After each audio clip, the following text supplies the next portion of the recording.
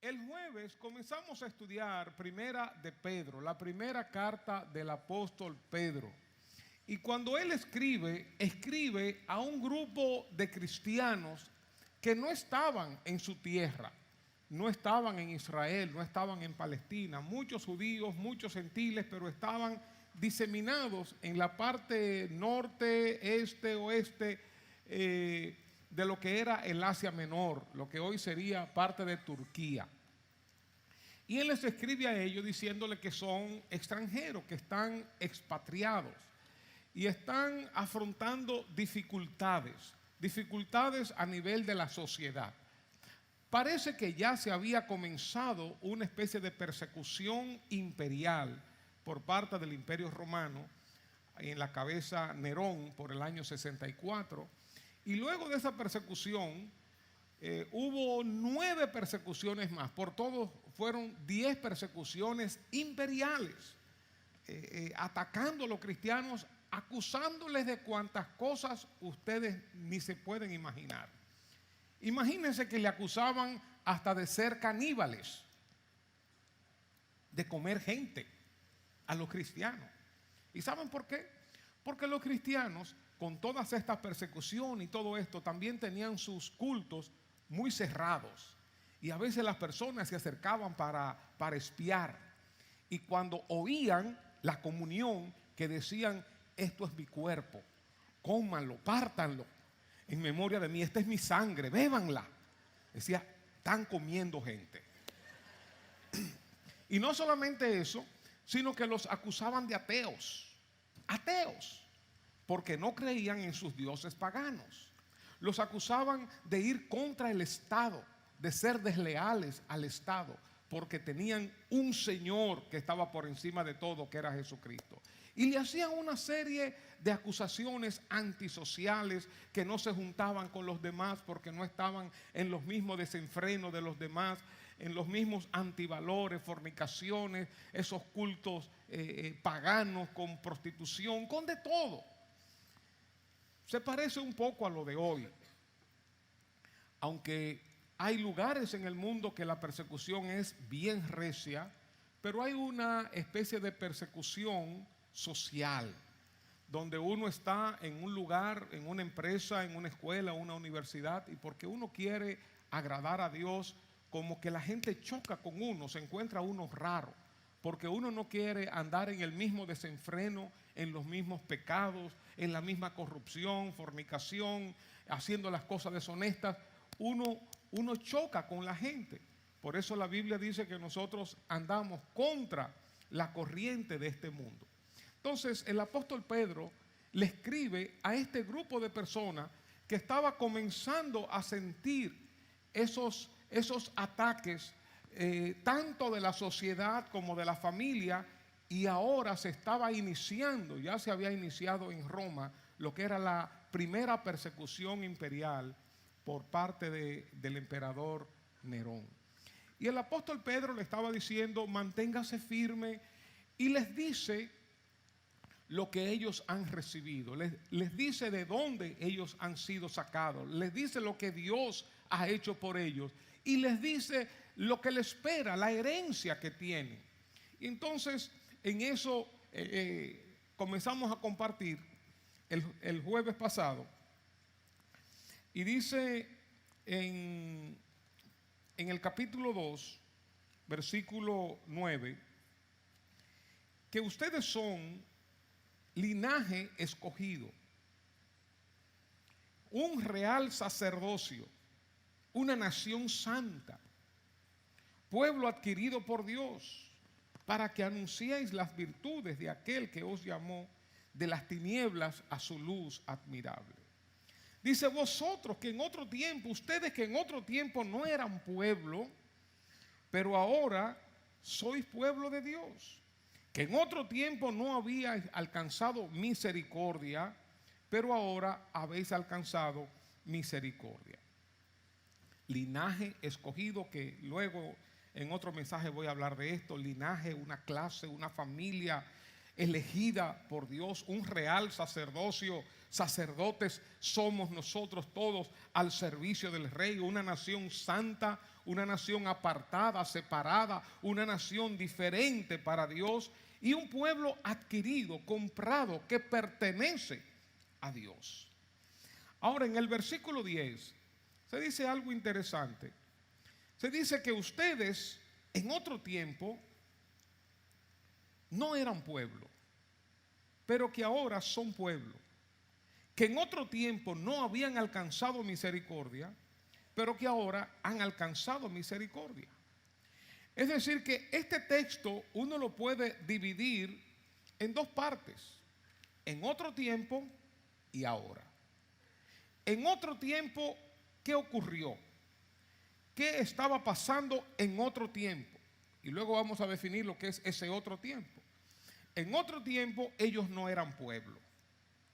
¿Qué quiere decir esto? Que no eran pueblo de Dios, no eran familia de Dios, no eran parte de los planes de Dios, de acuerdo a la perspectiva de ellos. No eran pueblo, no eran parte. Y en otro tiempo tampoco habían alcanzado misericordia. La misericordia, la compasión de Dios, el amor de Dios, la gracia de Dios no les había llegado a ellos. Pero ahora son pueblo de Dios.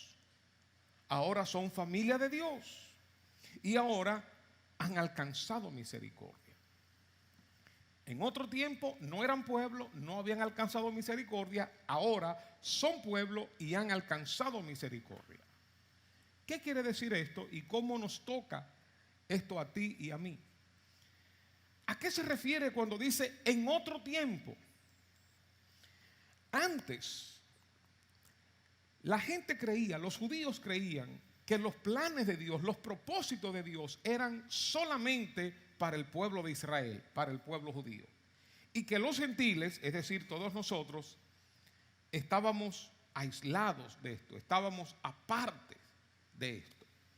Que las promesas, los pactos, los planes, los propósitos de Dios eran solamente para Israel. El llamado que Dios tenía era solamente para Israel. Por eso se entendía que ser judío era ser una clase especial.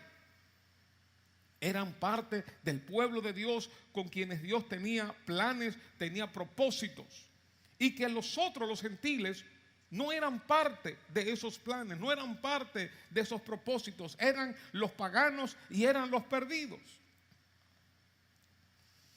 En cuanto a nosotros podemos pensar en ese antes, en otro tiempo, y podemos pensar en el ahora. Digamos, en mi vida yo pienso, antes yo no estaba en eso de Dios. Antes yo no estaba buscando a Dios. Antes a mí como que no me importaba mucho la vida espiritual. Antes ni siquiera conocíamos la Biblia, la palabra de Dios. Estábamos en otras cosas, cada uno estaba en su mundo. Por eso ese antes se aplica a todos nosotros en nuestra vida pasada, antes de conocer a Dios. En otro tiempo se refiere a esa vida de pecado o esa vida de idolatría o esa vida entre comillas buena, religiosa, o en fornicación, o en placeres, o en viajes, en robos, en hurtos, en tinieblas, en vanagloria, lejos de Dios. No éramos pueblo de Dios y no pertenecíamos a la familia de Dios, no éramos hijos de Dios, no habíamos alcanzado misericordia. Por ejemplo, todos nosotros podemos dividir nuestras vidas en otro tiempo, en un antes y en un ahora. ¿Cómo vivíamos antes y cómo vivimos ahora? Nuestra vida en el pasado antes de conocer a Dios y nuestra vida en el presente después de conocer a Dios. Antes no teníamos una vida transformada. Antes no teníamos paz. Antes si moríamos nos íbamos a una condenación. Pero ahora es diferente. ¿Cómo era esa vida nuestra pasada? Le voy a decir algunos de los elementos que la Biblia describe de ese antes de todos nosotros. Algunos podíamos tener ciertos niveles de moralidad, de valores familiares, pero al fin y al cabo, todo esto que voy a mencionar es un común denominador para todos. Por ejemplo, dice la Biblia que todos nosotros estábamos en pecado, vivíamos en pecado. Todos nosotros éramos pecadores. Dice la Biblia, no había ni uno justo, ni uno que mereciera la entrada, el acceso a Dios. Todos nos habíamos apartado, todos habíamos pecado. No había ni uno bueno delante de Dios. Aún nuestras buenas obras se convertían como en trapos de inmundicia delante de Dios. Por tanto, dice la Biblia también que éramos enemigos de Dios, andábamos de espaldas a Dios. Estábamos por ende separados de Dios, por eso uno sentía a Dios lejos. Uno podía tener religión, uno podía tener moral, valores, uno podía tener hasta una Biblia, uno podía hasta ir a una iglesia, pero sentíamos a Dios lejos. La otra cosa que dice la Biblia es que en ese antes nosotros estábamos influenciados por nuestra carne, nuestra naturaleza pecaminosa. Estábamos influenciados por espíritus malignos que moran en los aires y estábamos influenciados por la corriente de este mundo. Así andábamos todos nosotros. Dice la Biblia que la ira de Dios, la condenación de Dios estaba sobre nosotros. Ese peso de condenación estaba sobre nosotros. Todavía la misericordia de Dios no se había manifestado a nuestras vidas. Vivíamos alejados de Dios, de sus planes, de sus propósitos. No entendíamos nada de lo que Dios quería con nosotros. No teníamos salvación, no teníamos vida eterna, no teníamos relación con Dios, amistad con Dios, cercanía. Quizás solo una vida religiosa de rezos, de ir a una iglesia, de hacer ciertas cosas. Y por ende teníamos una vida vacía. Y por eso estábamos tratando de llenar ese vacío existencial de muchísimas maneras, o con muchos estudios, o con deportes, o con relaciones, o con viajes, o con dinero, con posesiones, con muchísimas cosas, o con drogas, o con vicios, de buenas maneras, de malas maneras, de cualquier forma, tratando de llenar el vacío que había en nuestros corazones. Y obviamente no teníamos paz interna, porque la paz solamente la otorga Dios.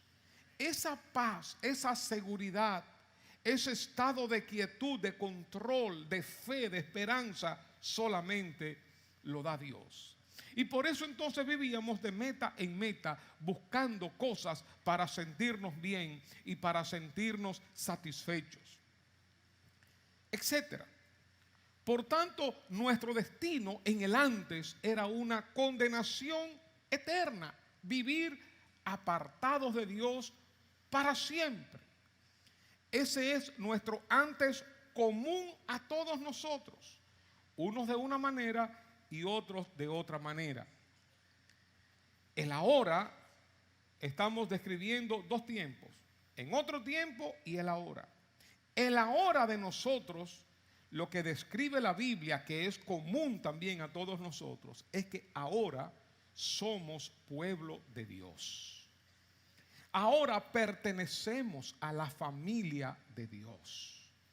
Ahora somos hijos de Dios. Dios es nuestro papá. Dios es nuestro padre. Ese Dios que antes nosotros le teníamos miedo porque lo veíamos como con un garrote, ahora ese Dios es nuestro papi, es nuestro papá cercano. Ahora nuestra ciudadanía es la celestial, nuestros valores, nuestra influencia viene del cielo. Ahora tenemos amistad con Dios. Ahora tenemos compañerismo con Dios. Ahora estamos cerca de Dios. Sentimos a Dios cerquita de nosotros. Hemos alcanzado misericordia. La misericordia, la gracia de Dios se ha manifestado en todos nosotros y por eso estamos aquí. Nuestros pecados, todas nuestras maldades, todo lo que hicimos en el antes, en el otro tiempo, todo lo que hicimos quedó perdonado, quedó limpiado y quedó borrado. Todo. Por eso ya no hay condenación para los que están en Cristo Jesús. Ya no hay culpabilidad para los que estamos en Cristo Jesús. Ya ese antes, ese otro tiempo quedó atrás, quedó borrado, quedó limpiado. Tenemos ahora una vida nueva. Tenemos una nueva conducta, nuevas acciones, nuevas actitudes, nuevas formas de manejarnos, nuevos valores. No somos perfectos, sino que estamos en el proceso de perfeccionamiento. Ahora hemos recibido el amor de Dios. El amor de Dios ha sido derramado en nuestros corazones a través del Espíritu Santo que nos ha sido dado. Por eso podemos amar a Dios. Por eso podemos amarnos a nosotros mismos. Por eso podemos amar a los demás. Ahora nos brilló la luz. Ahora tenemos entendimiento. Ahora conocemos las cosas espirituales que antes nos eran locura. Ahora tenemos revelación. Ya salimos de la oscuridad, de la ignorancia, de las tinieblas y estamos ahora en la luz de Dios, en el resplandor, en la revelación de Dios, etcétera, y muchas cosas más. Ese era el antes y el ahora de nosotros. Antes cómo estábamos, ahora cómo estamos. Y algunos que están aquí, que quizás nos visitan por primera vez o no conocen mucho de estas cosas, se preguntarán, ¿y cómo se dio este cambio? ¿Cómo de una persona como se acaba de describir en pecado, lejos de Dios, etcétera, etcétera, etcétera? ¿Cómo ahora se puede hablar que conocen a Dios, que tienen la luz de Dios, que aman a Dios, que aman a los demás, que tienen una vida transformada, etcétera, etcétera? ¿Cómo ha ocurrido eso? ¿Cómo hemos pasado de muerte a vida? ¿Cómo hemos pasado de las tinieblas a la luz? ¿Cómo hemos pasado de la perdición a la salvación?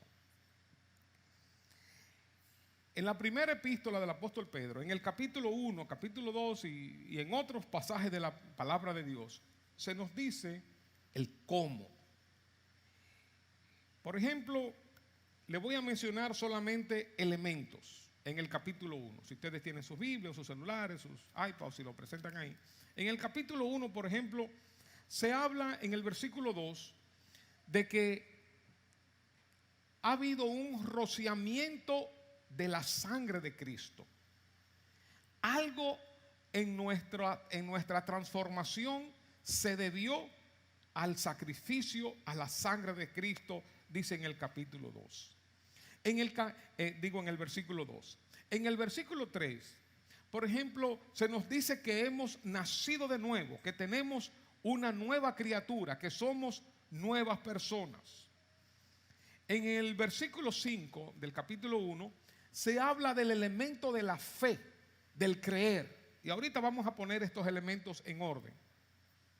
En el versículo 8 se vuelve a repetir el elemento de la fe, que nosotros, el elemento fe, tiene de la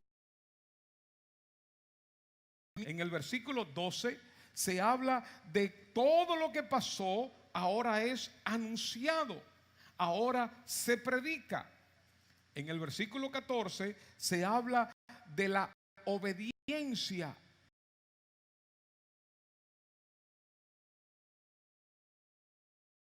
¿Verdad? En el versículo 23 se vuelve a mencionar que hemos nacido de nuevo. Y se añade el elemento de la palabra de Dios, mediante la palabra de Dios. En el versículo 25 se menciona que esa palabra ha sido anunciada, ha sido predicada. En el capítulo 2, versículos 24 y 25 dice que Jesús mismo cargó nuestros pecados en su cuerpo sobre la cruz y que nosotros antes estábamos descarriados, pero que ahora hemos vuelto. Eso es lo que nos dicen estos versículos. Déjenme ahora poner estos versículos en orden para que entendamos el cómo. Cómo una persona pasa de muerte a vida. Cómo una persona pasa de las tinieblas a la luz. Cómo una persona pasa de estar perdida a estar salvada y encontrada. Por ejemplo, poniendo un orden en estos versículos, se habla de que en primer lugar estábamos descarriados, que estábamos en pecado, es decir, que estábamos fuera del camino. Cuando tú te descarrías, es que tú vas en un camino, pero te fuiste por un camino torcido, por un camino equivocado. Estábamos descarriados y ese camino equivocado nunca nos iba a llevar a la meta, a lo que Dios, al plan que Dios tiene con nosotros. En este mismo orden, Dios envió a Jesucristo a morir. Se habla de derramar su sangre, a sufrir por nosotros, perdonar nuestros pecados, limpiar nuestras maldades. Luego dice que esto lo hizo por amor. Nos amó. Aun siendo nosotros enemigos de Él, estando nosotros en pecado, no estando en búsqueda de Él, Él nos amó. Él ama al perdido. Él nos ama, no por lo que nosotros podemos hacer o creer, sino porque Él ha decidido amarnos de manera unilateral. Esto que Dios ha hecho en Cristo, que ha enviado a Jesucristo a sacrificarse, a morir por nosotros, ahora esto se anuncia, ahora esto se proclama, ahora esto es el Evangelio. Estas son las buenas nuevas de salvación. Luego nosotros escuchamos esta palabra, escuchamos estas buenas nuevas, que nosotros estábamos aquí en pecado, que estábamos perdidos y ahora se nos anuncia las buenas nuevas, que hay esperanza para nosotros, que hay perdón para nosotros, que hay vida nueva para nosotros, que hay una vida eterna para nosotros, que hay poder de Dios para transformarnos, para libertarnos. Ese evangelio es anunciado, nosotros lo escuchamos y entonces lo creemos y lo seguimos. Mediante la fe, ahora nosotros creemos en Dios, creemos en Jesús, hemos recibido los beneficios a nuestros, la palabra redención.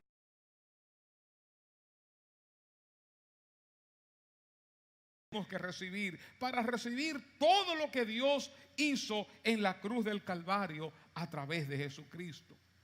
La fe es el vínculo para recibir el perdón, la limpieza de nuestros pecados.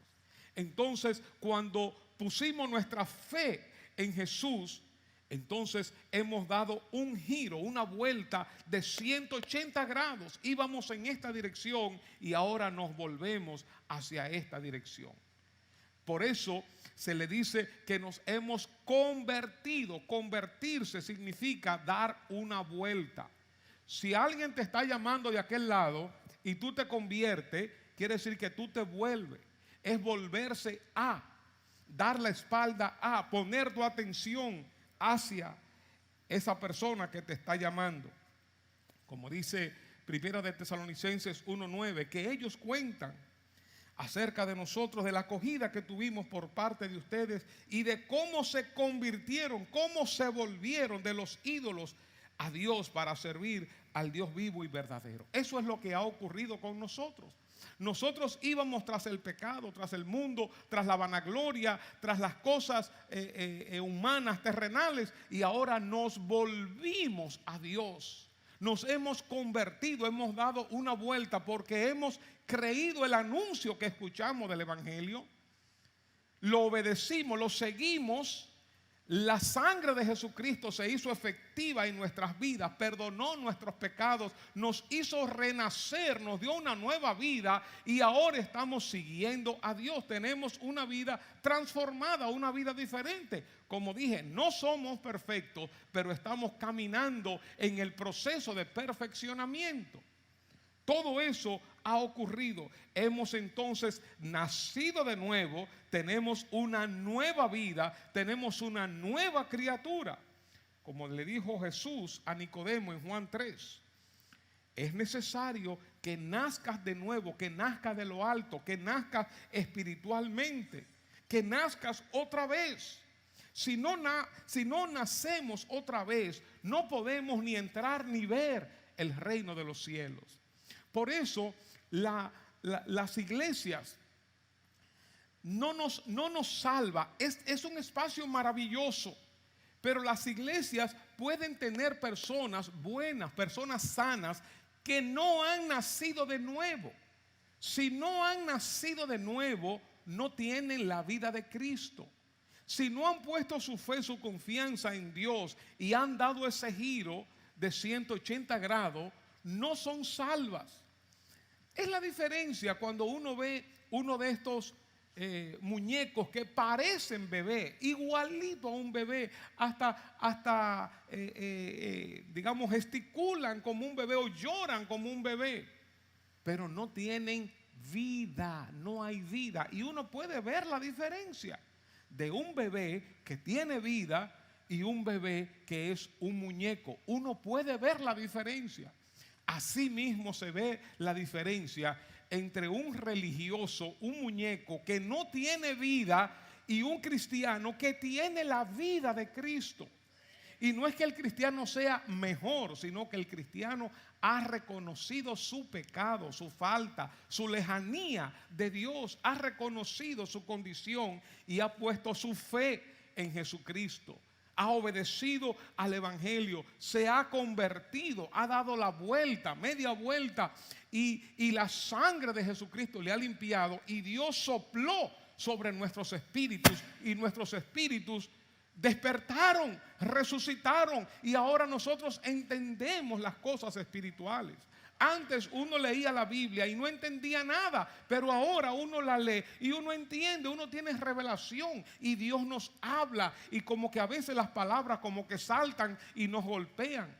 Sin embargo, un intelectual, como he conocido intelectuales, un intelectual puede leer la Biblia y no entiende nada porque no tiene el Espíritu Santo, porque no ha nacido de nuevo, no ha puesto su fe en Dios, no tiene esa relación con Dios y tiene el entendimiento tapado, entenebrecido. Las cosas espirituales no las puede discernir, no las puede entender, porque no ha nacido de nuevo y no tiene la revelación de Dios. Por eso cuando nosotros nacemos de nuevo, entonces se nos hace la luz, comenzamos a entender y nos convertimos en hijos, en hijas de Dios. Dios es nuestro Padre, y todo esto hemos venido a hacer por la gracia de Dios. Y Pedro les dice a ellos: en otro tiempo ustedes eran esto, pero ahora. Entonces fíjate qué interesante, que el diablo, los demonios, lo que quieren es enfocar nuestra mente, nuestra mirada en mi pasado. Y tú hiciste esto, y tú hiciste tantos abortos, tú le hablaste mal a alguien, tú te enemistaste, tú robaste, tú fuiste adúltero, tú fuiste esto, tú fuiste aquello. El enemigo lo que quiere es acusarnos. Pero nosotros tenemos el conocimiento, la revelación del evangelio para responderle tranquilamente. Sí, es verdad, todo eso yo lo hice, pero ya todo eso por la sangre de Cristo he sido limpiado, he sido perdonado, y todo eso ha sido cancelado. Ya no hay condenación para mí porque estoy en Cristo Jesús, y ahora yo soy una nueva criatura. Eso es lo que somos ahora por la gracia de Dios. Entonces el apóstol Pedro dice que ahora ustedes, que no eran pueblo, que estaban perdidos, todo lo que dije, ahora ustedes son linaje escogido, real sacerdocio, nación santa, pueblo adquirido por Dios. Pero no solamente esto, sino que volviendo al capítulo 1, dice en el versículo 3 que tenemos una esperanza viva, una esperanza real, un futuro glorioso, que tenemos una herencia incorruptible, inmaculada, que no se marchita, reservada en los cielos para nosotros, dicen los versículos 4, 7, 13. Algo grande nos está esperando. Nosotros que no éramos nada, nosotros que íbamos a una condenación, nosotros que estábamos perdidos, ahora por la gracia de Dios, oh Dios mío, Dios se ha acercado a nosotros antes que yo no era objeto de misericordia de Dios. En un momento en mi juventud, Dios se acercó a mí y Dios tuvo misericordia de mí. Su gracia me alcanzó, su poder me alcanzó, su poder me transformó. Gracias, Señor, por esta salvación tan grande y por lo grande y glorioso que nos está esperando en el futuro. Una herencia incorruptible. Ahora nosotros estamos en este camino. Somos extranjeros, somos peregrinos. Un extranjero es una persona que no pertenece a ese lugar. Tiene probablemente una cultura diferente, idiomas diferentes, valores diferentes, comida diferente, forma de relacionarse diferente. Tiene muchas cosas diferentes. Pero aparte de ser extranjeros, nosotros somos peregrinos. Es decir, que estamos de paso. Donde estamos es temporal. No estamos aquí para quedarnos, nos espera una patria celestial, gloriosa, una herencia que Dios tiene para nosotros, moradas eternas. Estaremos con Dios, dice la Biblia, que veremos su rostro. Hermanos, perdónenme, yo siento arrodillarme. Gracias, Señor. Gracias, Señor, que no merecemos esto. Que estábamos perdidos en pecado, Señor, y tú tuviste misericordia de nosotros. Gracias, Señor. Y que un día, no porque yo soy bueno, no porque lo merezca, no porque soy justo, sino porque su gracia nos alcanzó. Yo que no era pueblo de Dios, yo que no había alcanzado misericordia, yo que era enemigo de Dios, yo que andaba apartado de Dios, yo que andaba descarriado, ahora por la misericordia de Dios yo estoy viviendo la vida con Dios y voy a vivir con Él por toda la eternidad. Sin merecerlo, hermano, sin merecerlo. Esto no es un asunto de religión, esto no es un asunto de iglesia evangélica, de iglesia católica. Esto es un asunto de relación con Dios, de ser parte de la familia de Dios, de haber sido alcanzado por Dios. Tú eres privilegiado, somos privilegiados, que Dios nos alcanzó, que Dios nos ha hecho pueblo suyo, un pueblo que le pertenece a Él, que nos ha hecho a nosotros vulgares pecadores, nos ha hecho reyes, sacerdotes, linaje especial, familia de Él. ¿Quién soy yo? ¿Quién eres tú para que merezcamos tan grandes privilegios por parte de Dios? ¿Quiénes somos nosotros? Y ahora que nosotros somos llamados hijos de Dios, oigan eso, di que hijo de Dios nosotros, sin merecerlo, por su gracia, por su misericordia. Y en este peregrinaje, Dios nos ayuda, Dios nos sostiene. Dice el versículo 5, estamos en 1 de Pedro 1, que somos guardados por el poder de Dios mediante la fe para alcanzar la salvación que está preparada para ser manifestada en el tiempo postrero.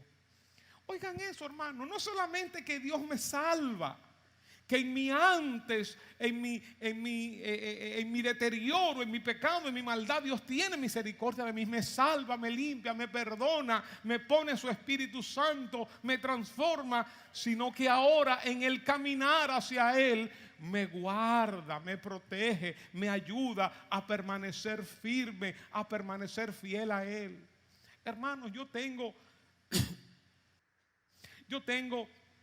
más de 40 años que he conocido al Señor, desde jovencito, hermano, y puedo decir que Dios ha sido tan bueno, Dios ha sido tan fiel, Dios ha sido tan misericordioso. Hemos atravesado como todos nosotros por altas, por bajas, pero Dios ha estado ahí. Dios no cambia y nos espera una vida gloriosa al lado de Él y por toda la eternidad.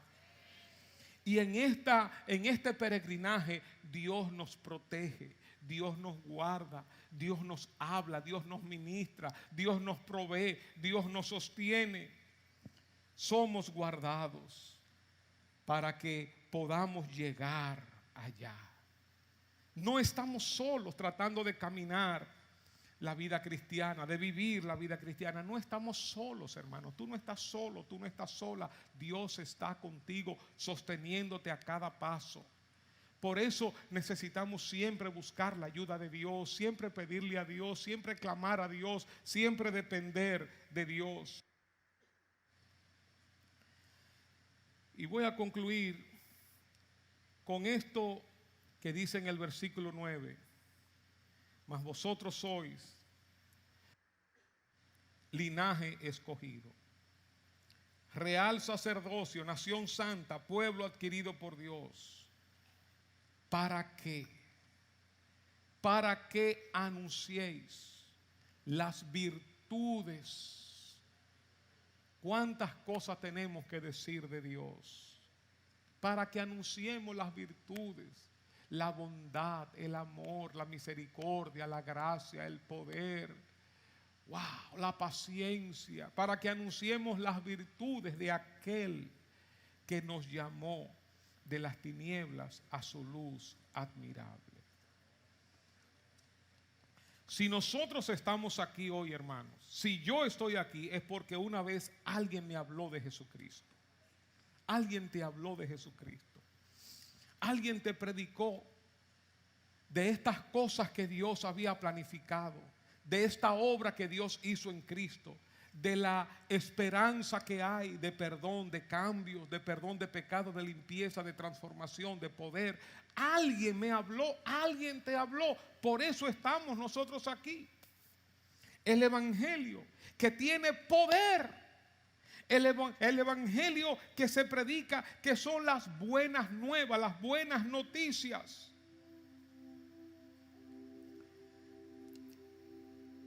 Dice en Hebreos 4, 12 y 13, porque la palabra de Dios es viva y eficaz y más cortante que toda espada de dos filos, y penetra hasta partir el alma y el espíritu, las coyunturas y los tuétanos, y discierne los pensamientos y las intenciones del corazón. Hermanos, cuando tú predicas la palabra misma tiene poder. Cuando tú predicas la palabra, esa palabra penetra a los corazones. Yo les he contado que cuando aquel ancianito de 84 años, yo con 18, me hablaba de la palabra de Dios, yo no entendía nada, pero una revolución ocurría en mi espíritu, en mi interior. Algo pasaba. Esa palabra penetra, esa palabra transforma, esa palabra convence.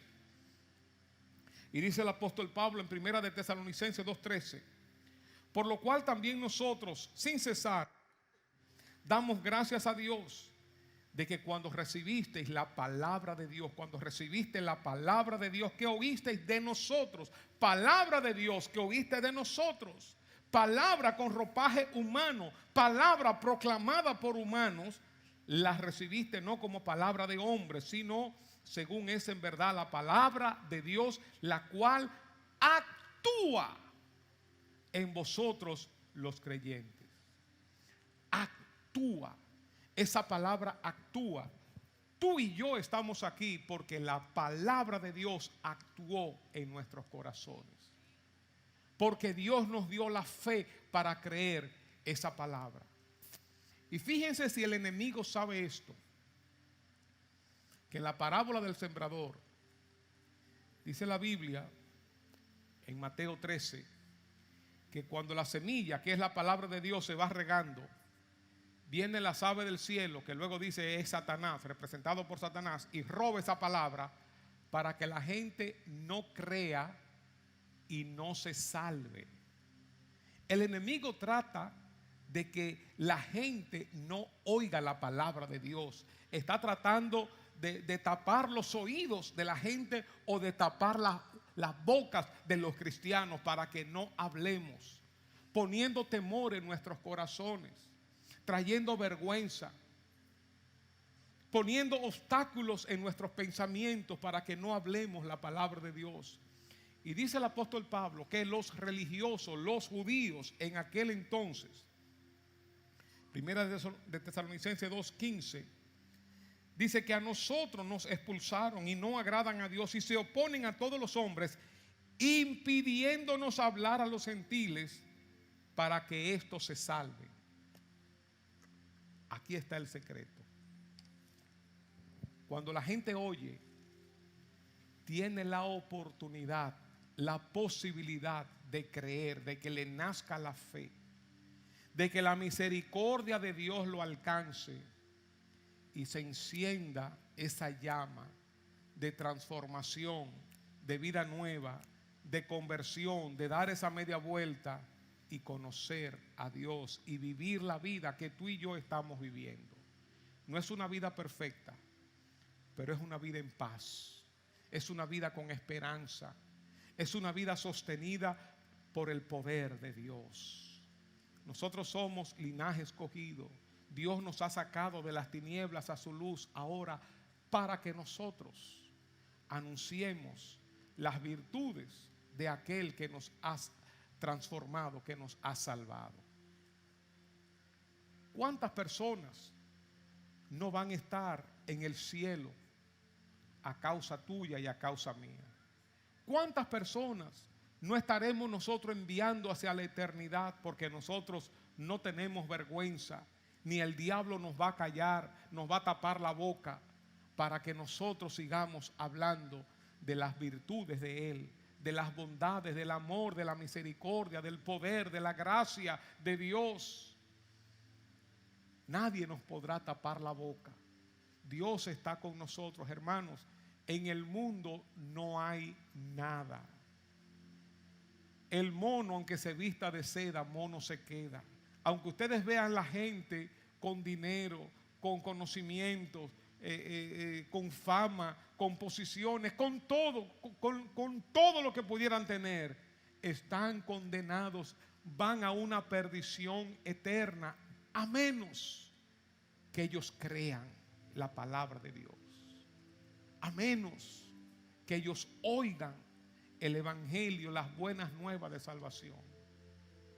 Estoy sorprendido de la cantidad de suicidios, de la cantidad de homicidios, de la cantidad de maldad, de pecado que hay en nuestro mundo. Estoy sorprendido. Esto va creciendo cada vez más. Y nosotros tenemos esta palabra poderosa, esta palabra que penetra, que actúa en aquellos que la creen. Quisiera animarte a compartir tu fe. Quisiera animarte a hablar de lo que Dios ha hecho en ti. Quisiera animarte a que no te quedes callado, que no te quedes callada. Que le digas a otra persona de lo que Cristo ha hecho en ti. No importa que tú no tengas muchos conocimientos.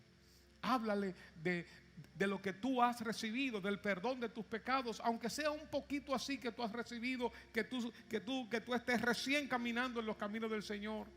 Háblale a otros. Te voy a pedir que cierres tus ojos y voy a pedir al Espíritu Santo que ponga en tu mente, en tu corazón, aquellas personas que Él quiere que tú les hables.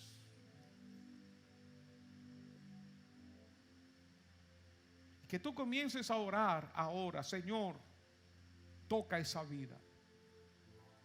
Úsame, Señor, como tu instrumento. Trae salvación.